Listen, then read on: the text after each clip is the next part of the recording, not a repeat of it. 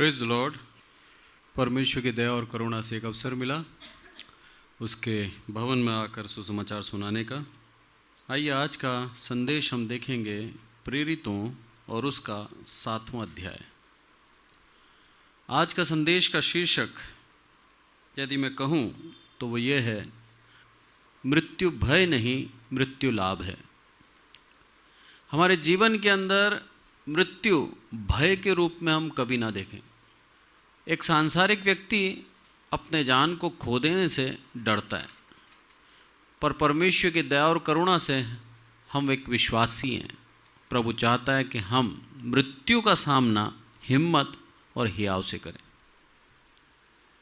मैं मेरे जीवन से बताता हूँ आपको। जब मेरे पिता कैंसर के लास्ट स्टेज उनके जीवन में पाई गई, हमारे आर्क बिशप ने उनको बता दिया कि आपको कैंसर है। मेरे पिता ने हमको जाहिर होने नहीं दिया, और हमने इसलिए नहीं बोला कि सबको, मेरी माँ को और सबको पता लगता और वो पहले से ही दुख मनाने लगते। उनके मुख के ऊपर मैंने कभी भी उदासी नहीं देखी। मृत्यु के 2 दिन पहले उनका बोलना बंद हो गया, और 2 दिन पहले तक जितने भी कॉल उनके पास आते थे, हर किसी के लिए चंगाई की प्रार्थना करते थे।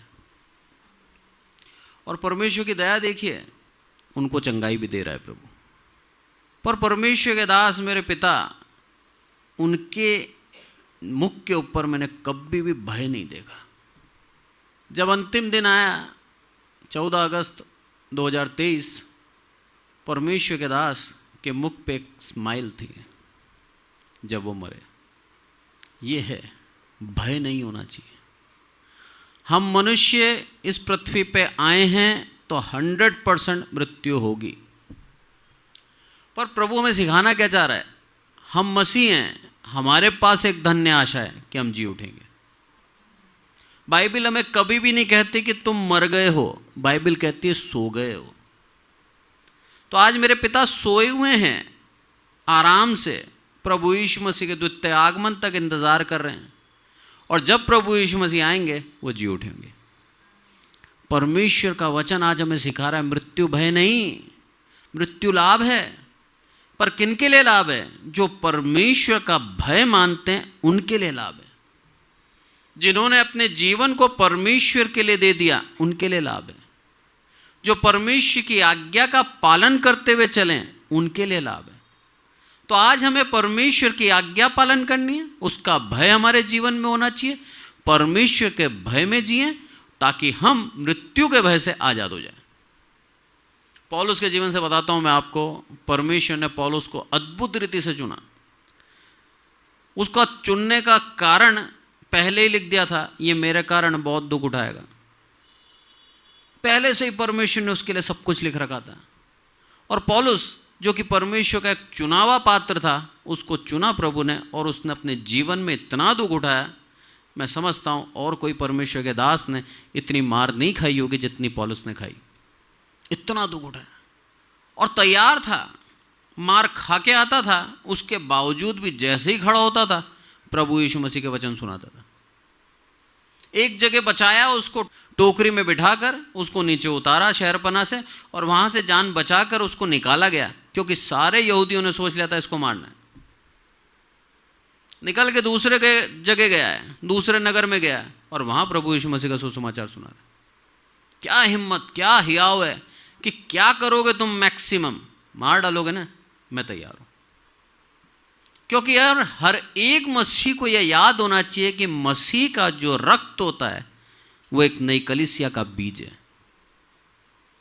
इसलिए यदि रक्त गिर रहा है हमारा, धन्यवाद दें हम, क्योंकि हमारा रक्त नई कलीसिया के लिए बीज है। नई कलीसियाएं पैदा होती हैं, नए लोग प्रभु में आते हैं, और वो परमेश्वर की इच्छा पर चलने लगते हैं और विश्वास करते हैं। इसीलिए प्रभु अलाउ करता है मसीहों का रक्त गिरना। वो चाहता है नई कलीसियाएं स्थापित हों, वो चाहता है और लोग प्रभु में आए। और जिस व्यक्ति को शहीद किया गया, उस व्यक्ति के लिए एक बहुत बड़ा सम्मान, एक सिंहासन प्रभु दे देता है।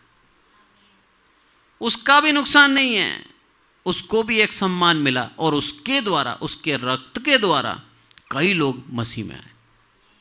आज का वचन हम देखेंगे प्रेरितों उसका 7वां अध्याय, और ये 7वां अध्याय सबसे पहला शहीद बाइबल के अंदर जिसको कहा गया है वह है स्तिफनुस।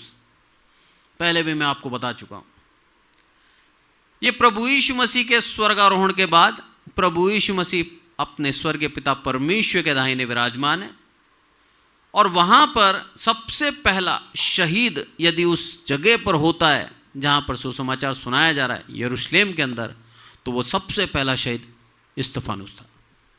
स्तिफनुस ऐसा व्यक्ति जो कि पूर्ण रूप से परमेश्वर का भय मानता था, अपने कामों के द्वारा, चमत्कारों के द्वारा उसने सिद्ध किया था वो पवित्र आत्मा से परिपूर्ण है। एक सुनाम व्यक्ति था, बहुत ही अच्छा नाम था इसका। 7 पवित्र लोगों में से इसको एक पद मिला था, और ये 7 में एक था जो कि पूरे के पूरी व्यवस्था करते थे खाने पीने की। और इतना परमेश्वर का भय मानने वाला, पवित्र आत्मा से परिपूर्ण व्यक्ति स्तिफनुस को जब पकड़ा गया, तब स्तिफनुस के ऊपर झूठे आरोप लगाए गए। पहले हम आरोप पढ़ेंगे, उसके बाद स्तिफनुस ने क्या गवाही दी वो पढ़ेंगे। आप देखें 6 और उसका 8 से लेकर 10 तक पढ़ें।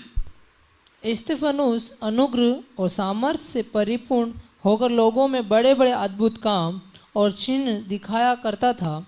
तब उस आराधनालय में से जो लिब्रिस्तीनों की कहलाती थी, और कुरेनी और सिकंदरिया और किलिकिया और एशिया के लोगों में से कई एक उठकर स्तिफनुस से वाद विवाद करने लगे, परंतु उस ज्ञान और उस आत्मा का जिससे वह बातें करता था वे सामना न कर सके।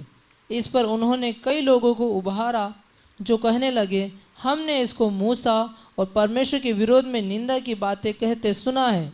और लोगों और प्राचीनों और शास्त्रियों को भड़काकर चढ़ आए और उसे पकड़कर महासभा में ले आए। उसको पकड़कर कहाँ ले गए? महासभा में। क्या क्रोध था?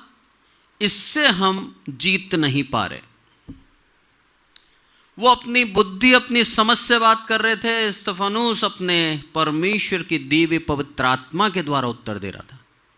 ये अंतर एक विश्वासी और एक सांसारिक में लिखा है वचन के अंदर, सत्य को मानो और सत्य तुम्हें स्वतंत्र करेगा। परमेश्वर की दया और करुणाएं सत्य है यदि आपके जीवन के अंदर, तो कोई आपको बंदी नहीं बना सकता।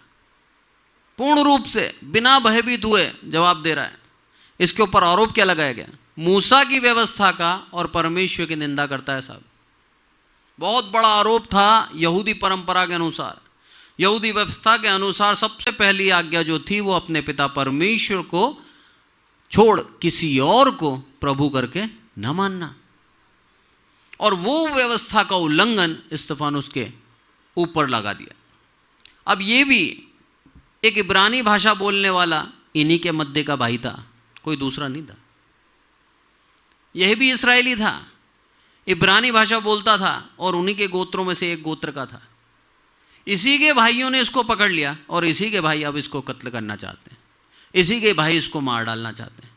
कितनी बड़ी दुविधा है देखिए आप।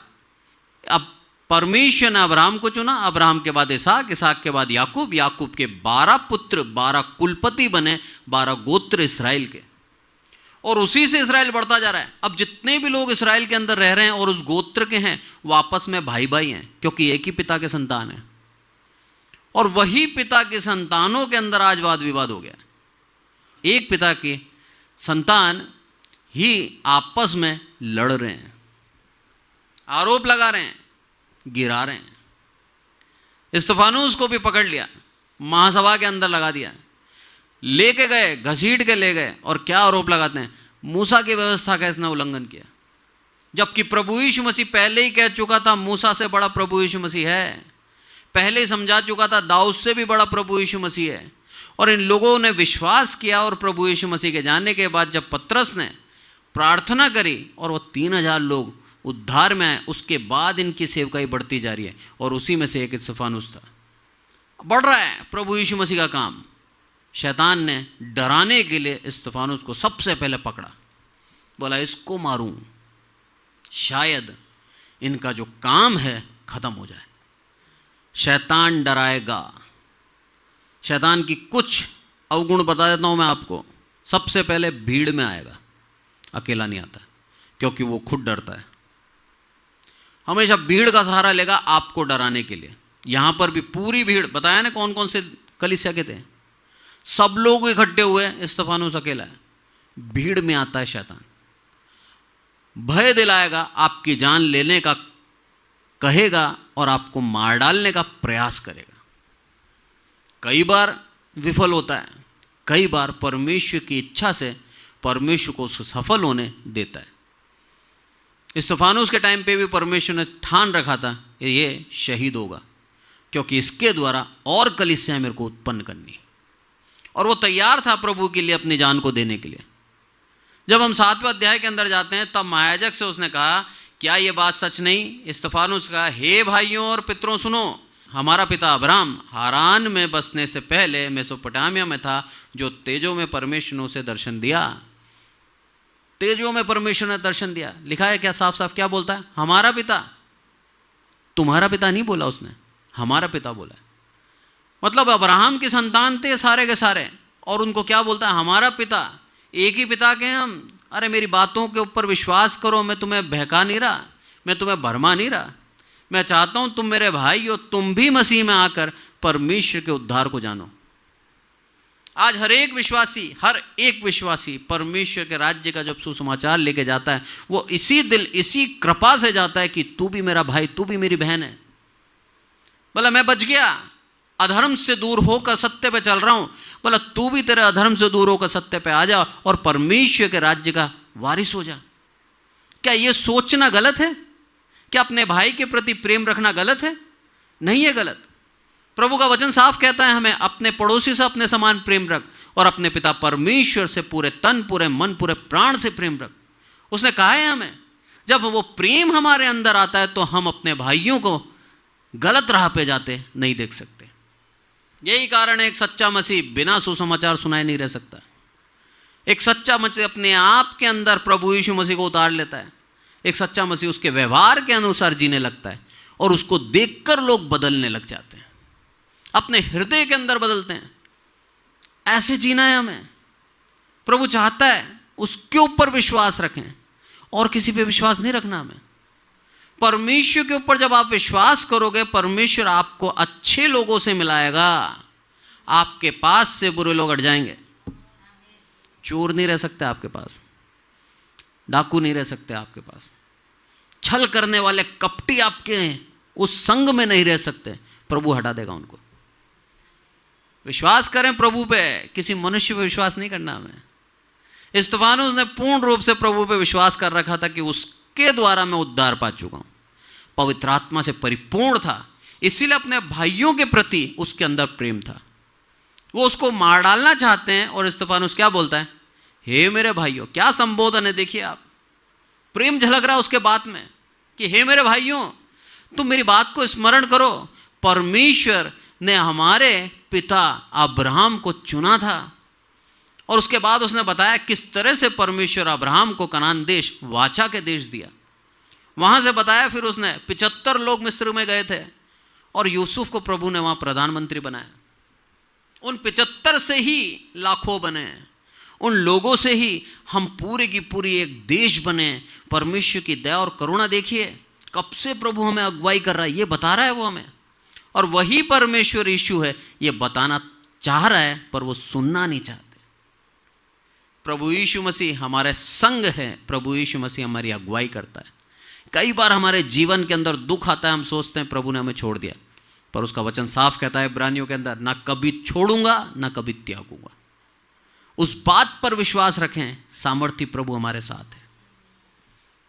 डराएगा शैतान, उसका काम है ये। वो जानता है मनुष्य भयभीत होता है। कब होता है? जब सांसारिक होता है उसके अंदर भय आएगा, पर जब आत्मिक होगा 100% कह दूं मैं, उसके जीवन में भय नहीं आएगा। कोरोना काल आया था 2021, बहुत ही विकट काल। लोगों के जीवन में भय था, बाहर निकलते नहीं थे, एक दूसरे से मिलते नहीं थे, परिवार के अंदर दूरी बना ली थी। परमेश्वर की दया और करुणा से बताऊं मैं, हमारे बड़े भाई मेरे बड़े भाई को कोरोना हुआ, उनकी वाइफ को कोरोना हुआ, भरतपुर थे, दोनों अकेले थे। मैंने उनसे एक ही चीज़ बोली, मेरे घर पे आओ, मैं रखूँगा। मुझे कोरोना का डर नहीं है, मुझे मेरे प्रभु यीशु मसीह का डर है। उसका भय मानता हूँ मैं, वो काफ़ी है। उसके भय मानने से हमारे पूरे के पूरे 6 लोग, मेरे पिता भी थे, मेरी माँ भी थी, 7 लोग थे हम लोग, और वो उस समय 1% भी हमें कोरोना नहीं हुआ। यह है प्रभु की दया। लोग भयभीत हैं, 3M का मास्क पहन रहे हैं, महंगा सा महंगा पहन रहे हैं, लोगों से दूरी बना ली, हाथ नहीं छू रहे, और कुछ भी लेके आते थे मार्केट से सैनिटाइज होते थे। मैं उनका मजाक नहीं बना रहा, उनको विश्वास नहीं है प्रभु पे। प्रभु आपके साथ है ना, कोरोना से भी बड़ा वायरस आएगा, आप मरेंगे नहीं। यह है प्रभु की दया। शद्रक मेशक अबेदनगो आग के अंदर गए थे, कोरोना से भयानक है वो, उनको जीवित लेके आया प्रभु बाहर। दानियल को सिंह की मांद में डाल दिया गया, दानियल जीवित बाहर निकला। असंभव को संभव करने वाला जीवित प्रभु यीशु मसीह हमारे साथ है आज। क्यों भय खाएं हम? शैतान चाहेगा डराना, पर हमें डरना नहीं है। हमारे साथ कौन है उसके ऊपर विचार करना है। हमारी आंखें प्रभु की ओर होनी चाहिए। स्तिफानुस ने वही किया इसने। और क्या कर रहा था, आगे जब हम पढ़ के देखते हैं, 22वीं आयत पढ़ें आप, 19 पढ़ें, 19 से 22। उसने हमारी जाति से चालाकी करके हमारे बाप दादों के साथ यहाँ तक बुरा व्यवहार किया कि उन्हें अपने बालकों को फेंक देना पड़ा कि वे जीवित न रहे। उस समय मूसा उत्पन्न हुआ, वह परमेश्वर की दृष्टि में बहुत ही सुंदर। वह 3 महीने तक अपने पिता के घर में पाला गया। जब फेंक दिया गया तो फिरौन की बेटी ने उसे उठा लिया और अपना पुत्र करके पाला। आमीन। आमीन। क्या बोला यहाँ पर? परमेश्वर की दृष्टि में सुंदर था। कितना सुंदर होगा सोचिए आप। अरे एक मनुष्य की दृष्टि में सुंदर होता है ना, वो भी बहुत खूबसूरत होता है। परमेश्वर की दृष्टि में सुंदर, मैं समझता हूं पूरी दुनिया में इतना सुंदर बच्चा नहीं होगा जो प्रभु ने मूसा को बनाया, कि देखते ही लालच आ जाए, मैं इसे मार नहीं सकता। और फिरौन की बेटी ने जब उसको देखा, उसको देखते ही उसके ऊपर प्यार आ गया, देखते ही उसको ले लेने का दिल करा, देखते ही उसको अपना बनाने का दिल करा। इतना सुंदर, इतना सुडोल, इतना सुरूप वो बच्चा था। प्रभु जानता है कब किसको क्या देना है। उसने जानबूझ के उसको इसका सुंदर बनाया ताकि उसको उसके ऊपर प्यार आए और उसको पाले। पर उससे पहले जो दुविधा है वो सुनिए आप। इस्राएल के लोग क्या कर रहे थे? फेंक रहे थे बच्चों को ताकि वो जीवित ना रहें। बहुत गंभीर है। प्रभु के दास हैं आप, प्रभु की जाति में हैं आप, और प्रभु की अगुवाई में चल रहे हैं। अब्राहम से जो वाचा बांधी थी प्रभु ने तोड़ी नहीं है। पर यहाँ पर आप देखिए, उन बच्चों को इनको मारना पड़ा, फेंकना पड़ा। मार नहीं रहे थे, फेंक रहे थे। और फेंकने के बाद उन बच्चों के साथ क्या हो रहा था? मर रहे थे वो। टोकरी में डाल के छोड़ दिया जाता था। उनको जीवित इसलिए नहीं रखना चाहते थे क्योंकि फिरौन ने आदेश दे रखा था कि जो बालक जिंदा पाया गया तो उसको मार दे देंगे। नन्हे नन्हे बालकों को मारा जा रहा था। तो माता पिता अपने आंखों के सामने अपने बच्चों को मरता नहीं देख सकते, इसलिए वो दूर कर देते थे। सिर्फ बालिकाओं को बचाया जा रहा था और बालकों को मारा जा रहा था। कैसा दुख सहा है इन लोगों ने। ये स्मरण करा रहा है स्तिफानुस, बोला वो दुख याद करो तुम। अरे आज से सैकड़ों साल पहले ऐसा हुआ है, उनमें से तुम्हें निकाल कर आज स्वतंत्र किया है। अरे उस परमेश्वर की महिमा को क्यों भूलते हो? क्या करा था परमेश्वर ने तुम्हारे साथ, याद रखो। वहां से मिस्र के अंदर की गुलामी में से मूसा के द्वारा तुम्हें आजाद किया। जिस मूसा की व्यवस्था को तुम बातें कर रहे हो, उस मूसा को कैसे बचाया, कैसे निकाला, ये प्रभु की महिमा है। उस प्रभु के ऊपर विश्वास करो क्योंकि वो प्रभु मूसा से भी बड़ा है। ये समझाना चाह रहा है वो। बोला वो प्रभु यीशु मसीह उस मूसा से बड़ा है, उसी ने उसको उस समय बचाया था। तुम कैसे उसके नाम का अनादर कर सकते हो? उसके नाम को लेने से तुम कैसे रोक सकते हो? जब पतरस और यूहन्ना को पकड़ा गया और बंदीगृह में डालने के प्रयास किया गया, उनके ऊपर आरोप लगाए गए, तब उनको धमकाया और क्या बोला मालूम है? परमेश्वर के पुत्र यीशु मसीह का नाम लेके बात मत करना। वो क्या बोलते मालूम है? मनुष्यों की सुनने से अधिक परमेश्वर की सुनना उत्तम है। आमीन। आज हमें मनुष्यों की नहीं सुननी, आज हमें संसार की नहीं सुननी, उस परमेश्वर की ओर आंख करके उसकी सुननी है और पूछना है प्रभु से, हे प्रभु क्या कहता है मेरे लिए बता, तेरा उत्तर क्या है मेरे लिए बता, मैं सुनना चाहता हूँ और तेरी इच्छा के अनुसार चलना चाहता हूँ। उस प्रभु की ओर आंख करें। स्तिफानुस ने करा और बहुत ही अच्छा उसको एक सम्मान का मृत्यु प्रभु ने दी। जब आगे हम पढ़ते हैं उसके अंदर लिखा है 42वीं आयत आप पढ़ें, 42 और 43। अतः परमेश्वर ने मुंह मोड़कर उन्हें छोड़ दिया कि आकाशगण को पूजे, जैसा भविष्यद्वक्ताओं की पुस्तक में लिखा है, हे इज़राइल के घराने, क्या तुम जंगल में 40 वर्ष तक पशु बलि और अन्न बलि मुझ ही को चढ़ाते रहे? तुम मोलेक के तंबू और रिफान देवता के तारे को लिए फिरते थे, अर्थात उन मूर्तियों को जिन्हें तुमने दंडवत करने के लिए बनाया था। अतः मैं तुम्हें बेबीलोन के परे ले जाकर बसाऊंगा। क्या भविष्यवाणी करी थी? लिखा है साफ साफ, बोला तुमने क्या करा उस चीज को समझो। आमोस में भविष्यवाणी करी थी, तुमने 40 वर्ष जो भटके तुम, उसका सबसे बड़ा कारण था तुमने मोलेक के तंबू और रिफान देवता के तारे को लिए फिरते थे। मेरे पीछे नहीं चले तुम। उसके बावजूद भी मैंने तुम्हारे बच्चों को कनान देश दे दिया, क्योंकि मैंने वाचा बांधी थी तुम्हें दूंगा। आज प्रभु हमें यात्रा का जीवन देता है, आज हमें स्वर्ग राज्य के मार्ग में रखता है, आज हमें उसके मार्ग में चलना है, पर हम कई बार मार्ग छोड़कर लालच की ओर भाग रहे हैं, कई बार मार्ग छोड़कर व्यभिचार की ओर भाग रहे हैं, कई बार मार्ग छोड़कर अपनी इच्छाओं को पूर्ण करते हैं। ये तो प्रभु का अनुग्रह और दया है कि जो वाचा उसने बांधी है उसके तहत हमें स्वर्ग राज्य लेके जाएगा। ताड़ ना देगा, सुधारेगा, पर लेके जाएगा। प्रभु के नाम का धन्यवाद हो, उसने हमें चुना है। लिखा है अपने आप को उसके पीछे बनाए रखें, भ्रमित ना हो। ये भी लिखा है कहीं ऐसा ना हो कि शैतान तुम्हें भरमा दे और चुने हुए रास्ते से अलग हो जाए। तो हमें चेतावनी के साथ चलना है, सावधानी के साथ चलना है कि परमेश्वर का जो वचन है उसको थामे रहें। वो प्रथम होना चाहिए जीवन के अंदर। स्तिफानुस यहाँ पर बता रहा है, बोला तुम लोग क्या थे मैं तुम्हें बताता हूँ, तुम्हारे पिताओं ने, तुम्हारे पूर्वजों ने करा क्या है मैं बता रहा हूँ तुम्हें। परमेश्वर, जीवित परमेश्वर को छोड़कर अन्य देवी देवताओं के पीछे गए। ये कारण था वो 40 साल तक भटकते रहे। बोला आज ये अवसर है, अपने आप को बदल के प्रभु के नजदीक में आ जाओ। आज वो अवसर है कि असत्य से सत्य की ओर आ जाओ। आज वो अवसर है कि स्वर्ग राज्य के वारिस ठहर जाओ। आज तुम्हें अवसर मिल रहा है।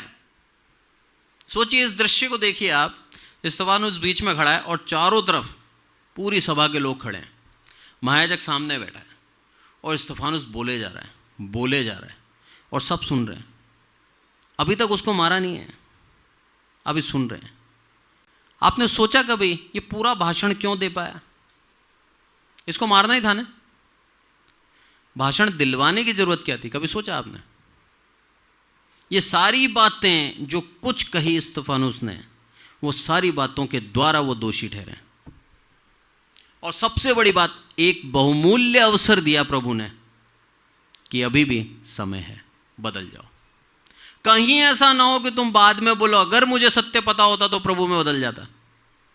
तो हर चेतावनी से पहले, हर बड़ी ताड़ना से पहले एक अवसर प्रभु हमें देता है। उस अवसर को बहुमूल्य समझे।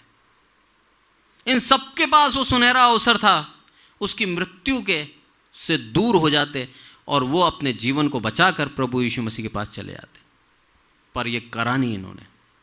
ये दोषी ठहरे। 51 पढ़ें आप, हे हठीले और मन और कान के खतना रहित लोगों, तुम सदा पवित्र आत्मा का विरोध करते हो।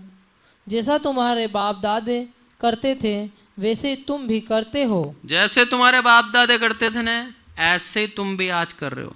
हठीले लोग हो तुम, हट करके बैठ गए हो। बस अब नहीं बदलना, जो जीवन मिला है वैसा ही जीना है। आपके जीवन में हट कब आता है मालूम है? जब आप संपन्न होते हो। बहुत गंभीरता से सुनना इसको। आपके जीवन में किसी चीज़ की कमी नहीं है। आपके जीवन में पैसा है, आपके जीवन में आपकी संतानें, प्रभु ने संतानें दी, पैसा दिया, धन दौलत दी, गाड़ी घोड़ा है, सब कुछ है आपके पास। आप अपने जीवन को वैसे ही चलाओगे, आप नहीं बदलोगे। इसीलिए प्रभु यीशु मसीह बोलता है कि एक अमीर का स्वर्ग राज्य जाना बहुत कठिन है। एक ऊंट वो चला जाएगा सुई के नाके में से, वो असंभव काम हो सकता है, पर ये जो अमीर है ये स्वर्ग राज्य में बहुत मुश्किल से जाएगा,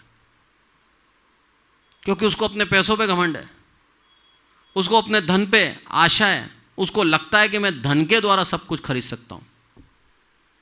यहाँ पर भी आया था, शमौन नाम का जादूगर पतरस के पास आया और क्या बोलता है, जो आत्मा तुझ में है मुझे बेच दे। खरीदने आया था। पतरस ने क्या बोला, चला जा, जो तूने कहा है प्रभु उसको क्षमा कर दे, दंड ना दे, कहीं ऐसा ना हो कि तू नाश हो जाए। तब वो जादूगर बोलता है, प्रार्थना करना कि दंड ना मिले। जो पैसे वाला होता है वो खरीदना चाहता है, अपनी चंगाई खरीदेगा, अपनी ज़रूरतों को खरीदता है। वो प्रभु का एहसान नहीं मानना चाहता, वो खरीदना चाहता है। यही कारण से उसके अंदर नम्रता चली जाती है। और जो नम्र नहीं है, जो घुटने नहीं टेक सकता प्रभु के आगे, वो स्वर्ग राज्य भी नहीं जा सकता। स्तिफानुस पूर्ण रूप से नम्र, स्तिफानुस पूर्ण रूप से अपने आप को प्रभु का दास समझता है और प्रभु ने उसका दास बना रखा है। स्तिफानुस को चुना प्रभु ने पहला शहीद होने के लिए, बहुत बड़ा सम्मान दिया प्रभु ने इसको। और अपने जीवन के अंदर सच्चाई से चलता आ रहा है। अपने जीवन के द्वारा परमेश्वर के अद्भुत काम इसने किए, अपने जीवन के द्वारा विश्वास योग्य रहा। ऐसा स्तिफानुस आज उस परिस्थिति के अंदर है कि अभी कुछ पल बाद ये मरने वाला है, पर इसके मन के अंदर, इसके मुख के अंदर, इसकी बातों में कहीं भी भय नहीं झलक रहा। सबसे बड़ी बात, भय है ही नहीं इसके जीवन में। और बिना डरे निडर होके कहता है कि तुम हठीले लोग हो। तुम्हारे बाप दादा भी चोर थे, तुम भी चोर हो। वो भी कुटिल काम करते थे, तुम भी कुटिल काम करते हो। जब 52 पढ़ते हैं तब उसके अंदर लिखा है, भविष्यवक्ताओं में से किसको तुम्हारे बाप दादों ने नहीं सताया। अरे मेरे को एक सवाल बता दो, तुम मुझे सता रहे हो आज, तुम्हारे बाप दादाओं ने भविष्यवक्ताओं को भी सताया और उन्होंने उस धर्मी के आगमन का पूर्व काल से संदेश देने वालों को मार डाला। प्रभु यीशु मसीह का जो संदेश दिया उन लोगों को भी तुमने मार डाला। तुम उसकी भी नहीं सुनते थे तो आज हमारी कैसे सुनोगे।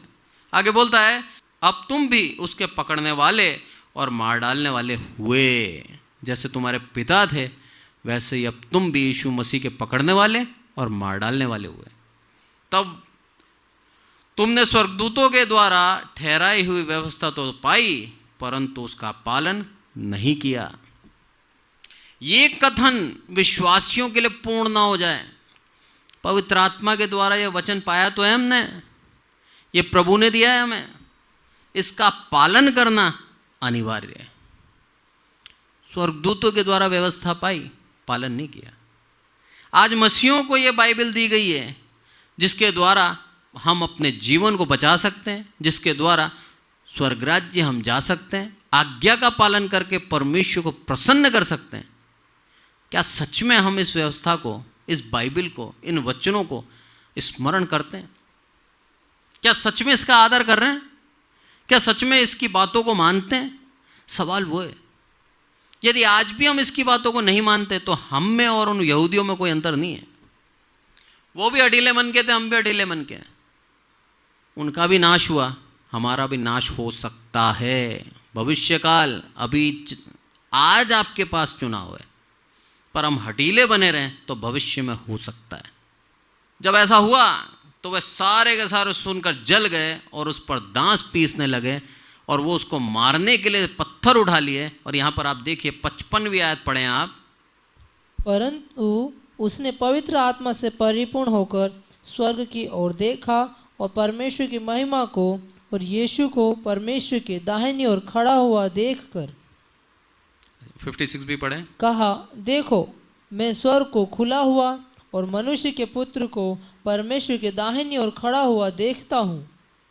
परिस्थिति देखिए आप, ये उन लोगों को देख ही नहीं रहा जो मारने वाले हैं, इसको जो जान से मारने वाले हैं उनको नहीं देख रहा। पवित्र आत्मा से परिपूर्ण होकर स्वर्ग की ओर देखा और वहां पर इसको यीशु मसीह दिखे। स्वर्ग खुल गया इसके लिए और प्रभु यीशु मसीह इसको दिखने लगे। अब इसकी निगाह यीशु की ओर है। अब ये हाथ में लिए पत्थर नहीं दिख रहे। 57वीं आयत बोलती है वो उसके ऊपर झपट पड़े, अपने कपड़ों को दे दिए। और कपड़े किसने संभाले मालूम है? शाऊल ने संभाले, जो बाद में पौलुस बना। और लिखा है शाऊल उसके वध में सहमत था। ये वह बीज है जो गिरा और उसके द्वारा एक कलीसिया उत्पन्न हुई। वो कलीसिया शाऊल थी, अद्भुत कलीसिया। और शाऊल के द्वारा जब प्रभु ने उसको पौलुस बना दिया, उस पौलुस के द्वारा आज तक कलीसियाओं को आत्मिक बल मिलता है। आज तक हर एक मनुष्य उसके वचनों को पढ़कर, उसको मानकर, उसके अनुसार नैतिक जीवन को जीकर स्वर्ग राज्य का वारिस ठहरता है। यह है उस रक्त का बीज और यह है उस कलीसिया का बनना। स्तिफानुस के वध में शामिल था, सबके कपड़े पकड़ के खड़ा है और वो पत्थर मार रहे हैं और उसकी निगाह प्रभु की ओर है। आमीन। हमें कोई एक झापट मारे ना, हम प्रभु की ओर नहीं देख सकते। ये पत्थर का रहा है। झापट तो बहुत दूर की बात है, कोई चुमटी भर लेना तो हमारा ध्यान भंग हो जाता है। क्या परमेश्वर का दास है, क्या आत्मा से परिपूर्ण हुआ कि इसको पत्थर पे पत्थर मारे जा रहे हैं। और पत्थर हल्के पुल्के नहीं मारते थे, बड़े बड़े पत्थर मारते थे। इतना मारते थे कि मर जाए। और घाव पे घाव हो रहे हैं इसको, और इसकी निगाह ऊपर है। ये बताता है परमेश्वर सामर्थ और परमेश्वर बल देता है। लिखा है वचन के अंदर, अंत के दिनों में घबराना नहीं, क्योंकि मैं तुम्हें ताकत दूंगा। और उस समय तुम्हें क्या बोलना है मैं बताऊंगा तुम्हें। स्तिफानुस को चुना इसके अंत के दिन के लिए, और जो प्रभु ने बुलवाया इससे, वो सब कुछ स्तिफानुस ने कहा। और उसके द्वारा एक धन्य आशा उन लोगों के सामने थी, पर उन्होंने उसको अपनाया नहीं, हटीले रहे और स्तिफानुस को ख़त्म कर दिया। पर आज जब इसको हम पढ़ते हैं, हम परमेश्वर का धन्यवाद देते हैं, हम उस समय नहीं थे। धन्यवाद दें, प्रभु यीशु मसीह के बाद हमारा जन्म हुआ है। प्रभु यीशु मसीह के अनुग्रह के काल में हम जन्मे हैं। आज उसके अनुग्रह से हम परिपूर्ण हैं। जब यहाँ पर 59 पढ़ते हैं, उसके अंदर लिखा है, वह स्तिफानुस पर पत्थरवाह करते रहे और वह ये प्रार्थना करता रहा, हे प्रभु यीशु मेरी आत्मा को ग्रहण कर। आमीन। सुन रहे हैं वो उसकी प्रार्थना, ऊंचे शब्द से कह रहा है, हे प्रभु मेरी आत्मा ग्रहण कर, हे प्रभु मेरी आत्मा ग्रहण कर। और उसको पत्थर मार रहे हैं, चिल्ला नहीं रहा, रो नहीं रहा, बचाओ नहीं कह रहा, हे प्रभु मेरी आत्मा ग्रहण कर। बोला मैं आना चाहता हूं तेरे पास, मैं इस मृत्यु से भयभीत नहीं हूं, मैं इस देह के अंत से डरता नहीं हूं, क्योंकि मैंने तुझे देखा है प्रभु, तेरी और मेरी निगाह है, मैं तेरे पास आना चाहता हूं। ये जीवन आज हमें जीना है कि प्रभु इस देह का अंत आज हो जाए, मैं तैयार हूं, पर तेरे पास आना चाहता हूं, मेरी निगाह तेरी ओर है। ये जीवन मसीह का हम जब जीते हैं, मेरा परमेश्वर हमसे प्रसन्न होता है। यीशु मसीह हमें अपना पुत्र कहता है, उसका स्वभाव हम में झलकता है और हमारे अंदर से भय खत्म हो जाता है। जब ये मर गया, लिखा है यहाँ पर, फिर घुटने टेक कर ऊंचे शब्द से पुकारा, हे प्रभु यह पाप उन पर मत लगा, और यह कहकर सो गया। मरा नहीं लिखा है, सो गया, क्योंकि धन्य आशा है इसके पास, ये जी उठेगा, ये मरा नहीं रहेगा। प्रभु यीशु मसीह के आगमन पर स्तिफानुस साथ में आएगा प्रभु यीशु मसीह के। लिखा है वचन के अंदर, जितने भी प्रभु यीशु मसीह के साथ नाम से मरे हैं वो प्रभु यीशु मसीह के साथ आएंगे, और जो जीवित है वो नीचे से ऊपर उठाए जाएंगे और दोनों बादल में मिलेंगे। ये है अंत। प्रभु में सिखा रहा है वो बीज गिरा, व्यर्थ नहीं हुआ।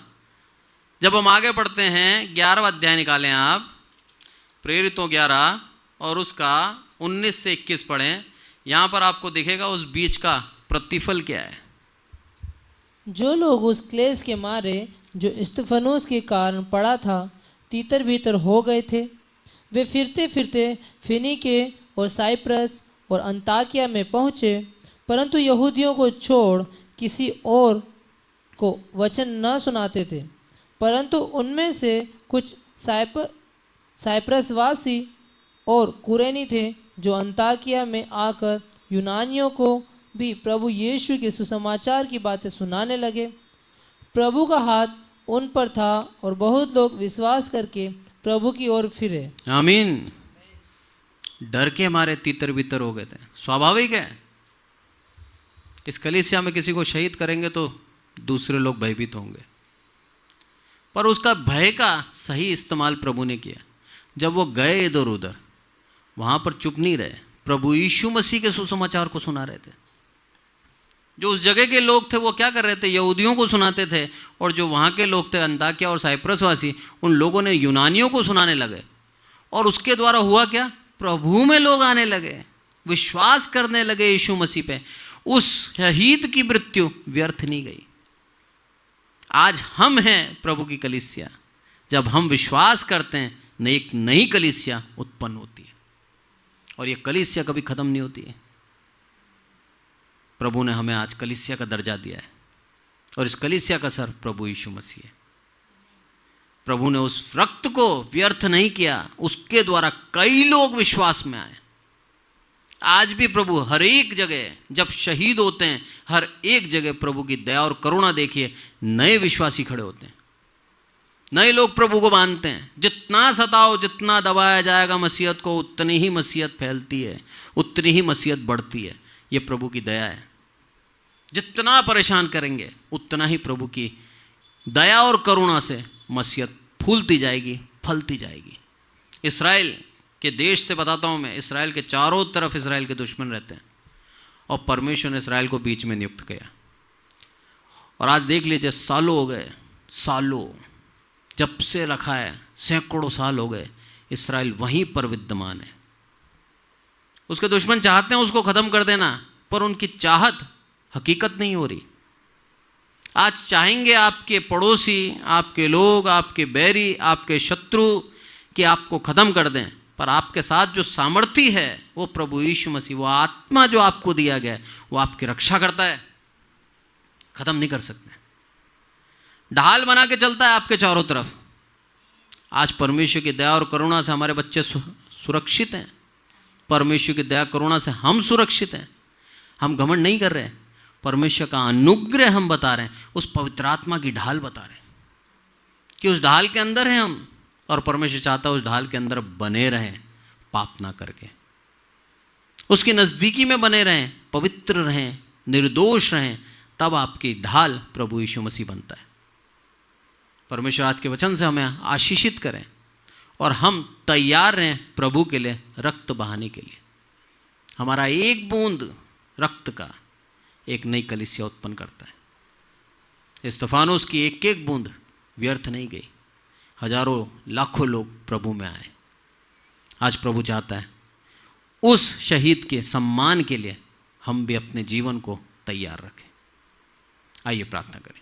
हे मेरे प्रभु, आपका बहुत बहुत धन्यवाद देते हैं मेरे प्रभु, आपकी दया, आपकी करुणा के लिए मेरे प्रभु।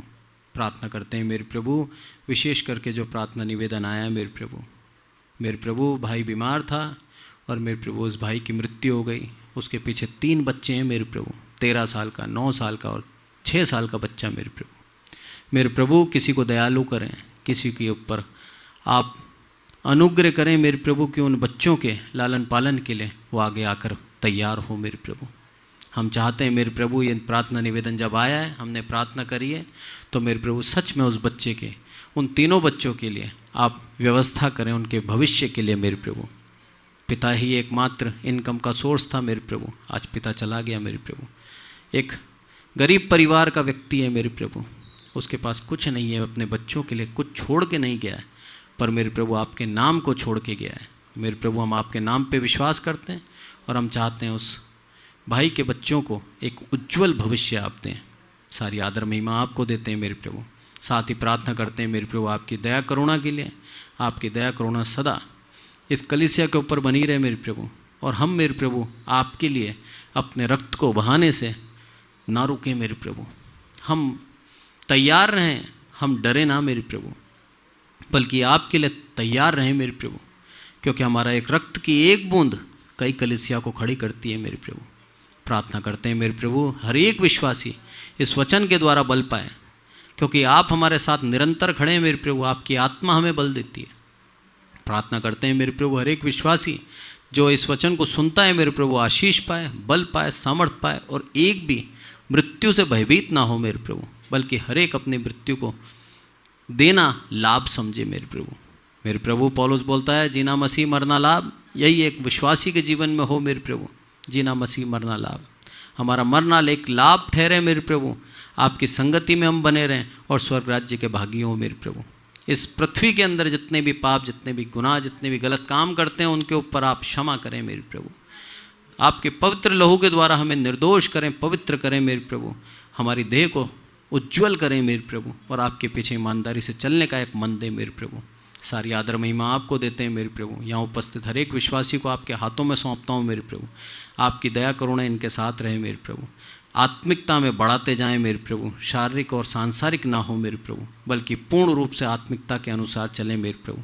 पवित्र आत्मा का दान मेरे प्रभु हर एक सुनने वाला पाए मेरे प्रभु, और आत्मा में बल पाकर मेरे प्रभु आपके वचन को स्मरण करते हुए आपके वचन के अनुसार चलने वाले एक सच्चा विश्वासी ठहरे मेरे प्रभु। आदर महिमा आपको देते हैं मेरे प्रभु। हम घटें आप बढ़ें, बैरी के उपजाए हुए डर से हम ना डरें मेरे प्रभु, बल्कि आपके नाम की महिमा हमारे जीवन से हो। प्रभु यीशु मसीह के नाम से मांगते हैं, आमीन। अब हमारे प्रभु यीशु मसीह का अनुग्रह, पिता परमेश्वर का प्रेम, पवित्र आत्मा की सहभागिता हम में से प्रत्येक के जीवन के अंत तक होती रहे, आमीन। Praise the Lord. Thank you so much.